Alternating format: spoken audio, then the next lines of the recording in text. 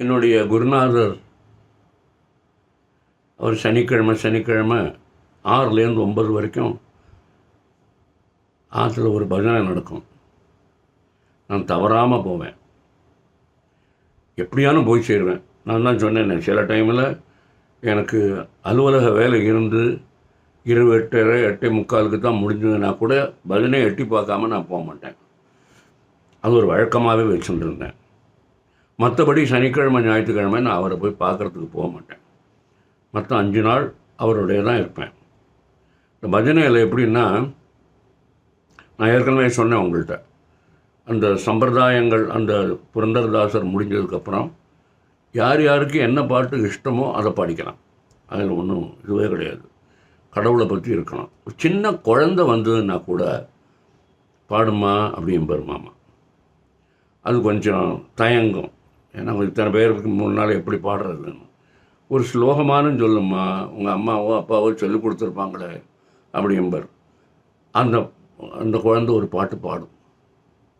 அதுக்கப்புறம் வரும்போதெல்லாம் ஒரு பாட்டை தயார் பண்ணிட்டு வந்து அந்த குழந்தை பாட ஆரம்பிக்கும். அப்புறம் இன்னொரு விஷயம்,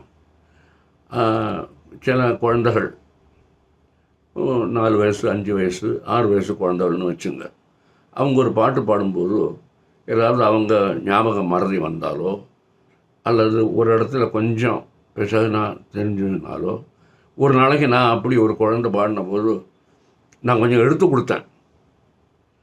அது என்னுடைய குருநாதருக்கு பிடிக்கலை. அவங்கவங்க பாடுறபடி பாடட்டும், என்னை பார்த்து ஒரு முறைச்சார் பாருங்க. அப்புறம் யார் பாடினாலும் நான் அதுக்கு கூட நான் எடுத்து பாட மாட்டேன். அப்படி முடிவு பண்ணிட்டேன். அதாவது அவர் என்ன நினைக்கிறாருன்னா, நம்ம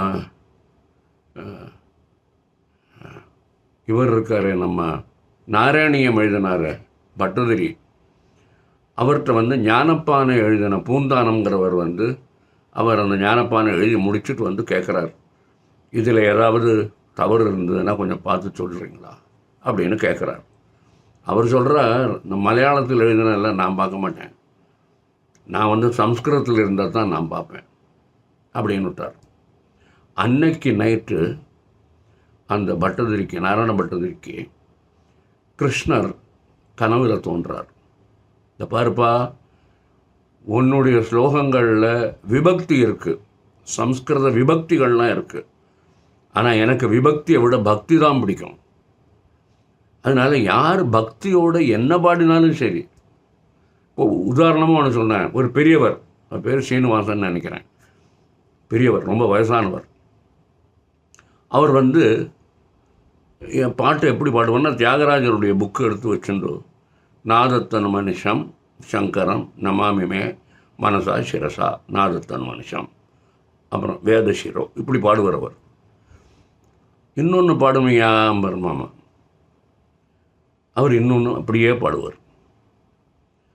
அப்போ ஒரு நாளைக்கு நான் மாமாட்ட கண்டேன், மாமா அவர் பாட்டை வாசிக்கிறார், அவர் பாடுறதில்லை, அவர்கிட்ட இன்னொன்று பாடுங்கோங்கிறே அப்படின்னு கேட்டேன்.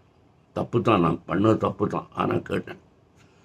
மாமா சொன்னார், அவர் திருவத்தியூர் எல்லாம் தாண்டி ஒரு இடத்துல இருக்கார்.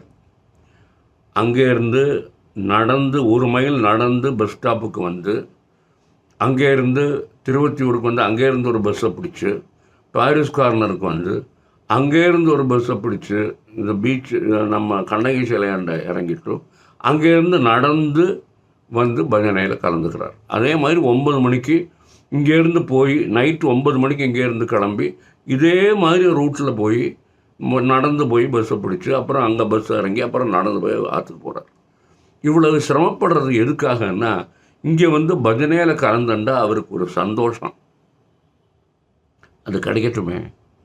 அவர் என்ன 10 நிமிஷமாக பாடுறார், ஒரு பாட்டுக்கு அவர் 2 நிமிஷம் எடுத்துக்கிறார். அவருடைய சந்தோஷம்தான் முக்கியம் நமக்கு அப்படிம்பார் மாமா. அவர் என்ன பண்ணினாலுமே அதில் இன்னொருத்தனுடைய நன்மை தான் இருக்கும். இன்னொரு இது சொல்கிறேன் நான். ஒரு நாளைக்கு மாமா, நான் உள்ள நுழையிறேன், மாமா சொன்னார், இன்றைக்கி கொஞ்சம் நாற்காலியில் உட்காந்து பாடுவீரா ஐயான்னார். என்ன மாமான்னேன்.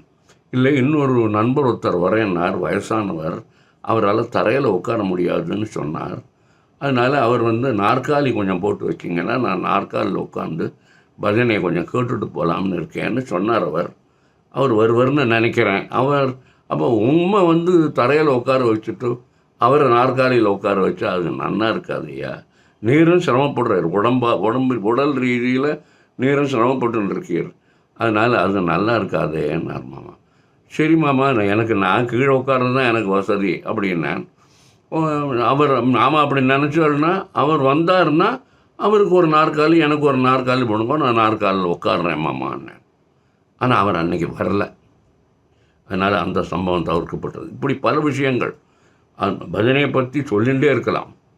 இப்போ பஜனைங்கிறது எப்படி இருக்குங்கிறதுக்கு அதுக்கப்புறம் பஜனை என்ன பண்ணாருன்னா மாமா வந்து மதியம் 3 மணிலேருந்து 6 மணி வரைக்கும்னு மாற்றிட்டார். அதே சனிக்கிழமை தான். அந்த டைமை வந்து 6லேருந்து 9ன்னு இருந்ததை 3லேருந்து 6ன்னு மாற்றிட்டார்.